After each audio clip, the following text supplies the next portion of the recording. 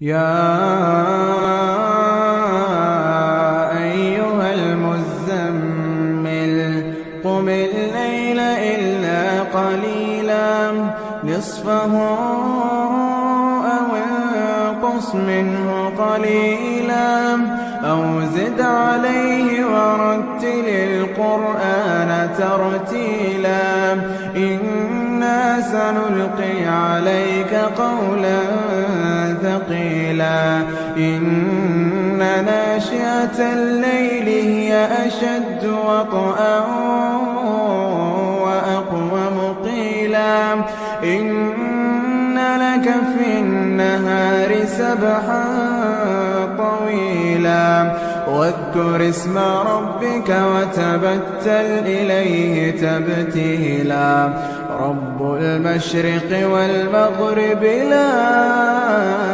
إله إلا هو فاتخذه وكيلا واصبر على ما يقولون واهجرهم هجرا جميلا وذرني والمكذبين أولي النعمة ومهلهم قليلا إن لدينا أنكالا وجحيما وطعاما ذا غصة وعذابا أليما يوم ترجف الأرض والجبال وكانت الجبال كثيبا مهيلا إنا أرسلنا إليكم رسولا شاهدا عليكم كما أرسلنا إلى فرعون رسولا فعصى فرعون الرسول فأخذناه أخذا وبيلا فكيف تتقون إن كفرتم يوما يجعل الولدان شيبا السماء منفطر به كان وعده مفعولا إن هذه تذكرة فمن شاء اتخذ إلى ربه سبيلا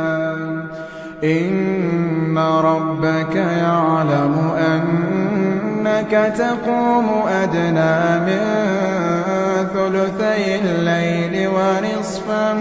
ونصفه وثلثه وطائفة من الذين معك والله يقدر الليل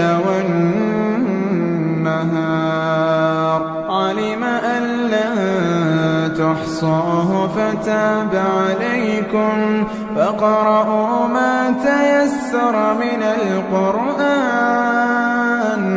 علم أن سيكون منكم مرضى وآخرون يضربون في الأرض يبتغون من فضل الله وآخرون يقاتلون في سبيل الله فقرؤوا ما تيسر منه وأقيموا الصلاة وآتوا الزكاة وأقرضوا الله قرضا حسنا وما تقدموا لأنفسكم من خير تجدوه عند الله هو خيرا وأعظم أجرا واستغفروا الله